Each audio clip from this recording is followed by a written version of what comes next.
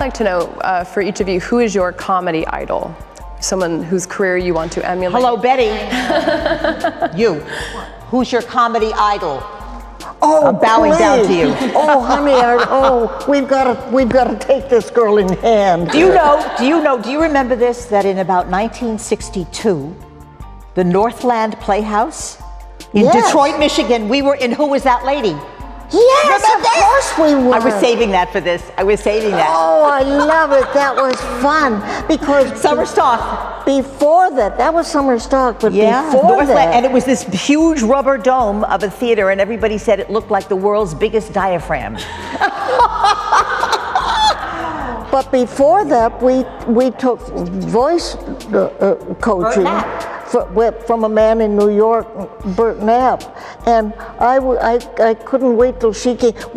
She would come in as I was leaving, so we liked each other a lot, but we never got a chance to hang out.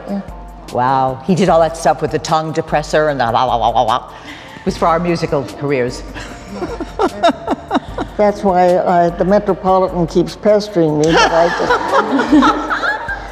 Do the rest of you, Betty notwithstanding, obviously we all look to her for our idolatry. Did you have other women you grew up watching whose careers you thought, like, wow, if I can achieve a shred of that, I'll be happy? I don't know that I thought career-wise, sorry. I mean, Lucille Ball for me, Carol Burnett when I was growing up. I mean, there were also male actors, John Ritter. There were actors that I liked too. But in terms of women, I remember as a kid, Carol Burnett, I think that was the broadest, most kind of complicated comedy. I mean, much as I loved Lucille Ball, I think I really felt like the variety show aspect also of Carol Burnett really appealed to me because I was this like character-y kind of kid. I really liked that she played different parts and she could look different ways. Obviously her career, like longevity-wise, I wasn't thinking about that. I was more thinking about Tracy Ullman. I remember had a huge impact on me. When I was a teenager, I just couldn't believe she existed, so yeah. Those are mine too, both of those. And Gilda Radner.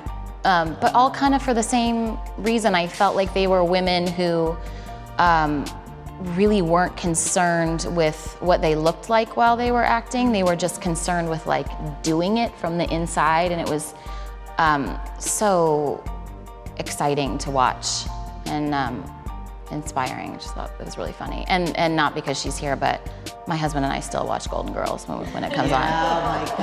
So I'm serious. It's, and that show, definitely I was talking about this earlier, has not aged. It's so Every good. joke is still just as so good.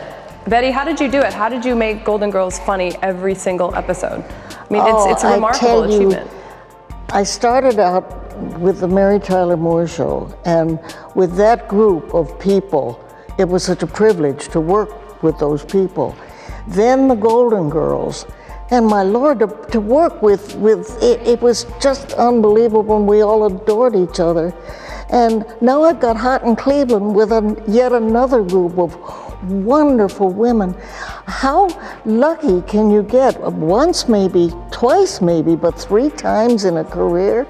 And now I'm sitting here with all of you. That ain't bad. Did y'all ever get into Golden Palace, the spinoff?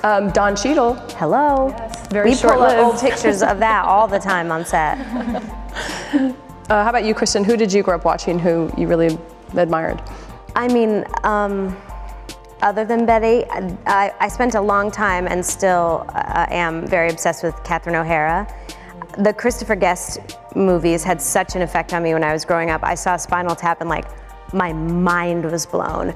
I was like, when they were sitting in the hot tub doing the interview when they both had cold sores, I was like, it was one of the things that made me want to get into this business because I thought it was so funny and it was just so under the radar.